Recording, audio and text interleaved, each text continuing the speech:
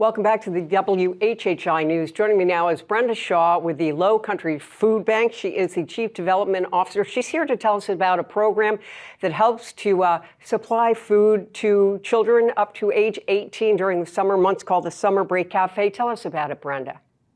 Sure. So this is a nationwide program that is funded by the U.S. Department of Agriculture. It's administered by the South Carolina Department of Education. And so we're participating in it. And this summer, I believe we've added 7 additional sites. And so, it's not just Lowcountry Food Bank. Many school districts also participate in it. But there is, people can go onto our website and find out where food is available for children 18 and under, and some places even do breakfast and lunch, or some are doing lunch and like an afternoon snack.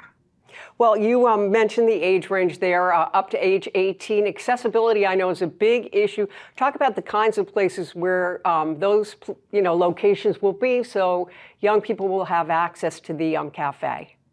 Yeah, so, some libraries are doing these programs. We have schools that are doing them. We also have, local organizations that we work with, our partner agencies.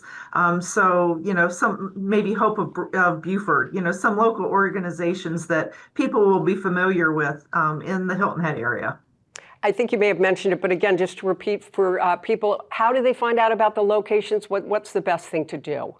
Yeah, the best thing to do is to go to our website, lowcountryfoodbank.org, and there is a location that says Find Food.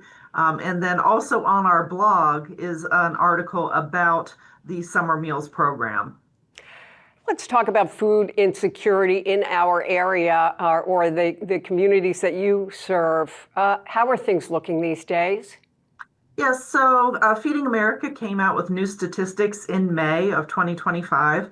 And unfortunately, we are seeing food insecurity rates that are at a 20-year high.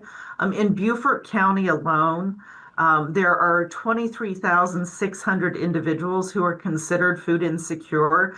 Of that, 15% of those are children. So that's over 5,100 children in Beaufort County alone are considered food insecure.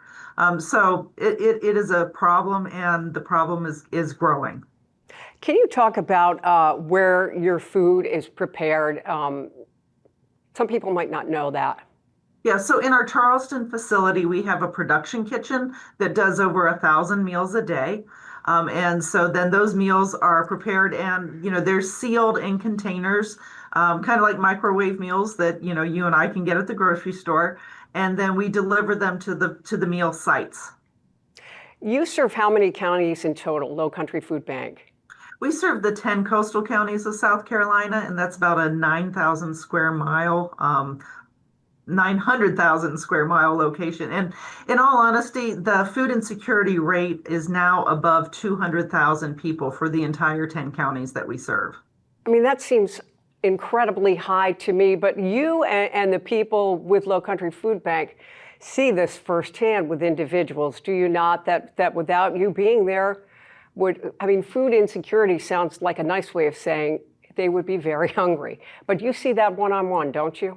Yeah, exactly. And, you and I can feel hungry if we miss breakfast, but we know we're going to get lunch. Food insecurity is when you don't have that consistent access to meals for you and your family. And yeah, we see it every day, and we know that the food insecurity rate is growing. We're seeing more people go to our partner agencies. When we do direct distributions, we are seeing more people show up at those distributions. So we know that it is growing, and people who are already struggling, the effects of inflation and just economic unknowns at this point are really affecting people and making them think about, well, do I pay my rent or do I put food on the table? That's a tough decision to have to make, but we are glad you were there. Lowcountry Food Bank and Brenda Shaw, thanks for joining us here on the WHHI News. Thank you. And we'll be back in just a moment.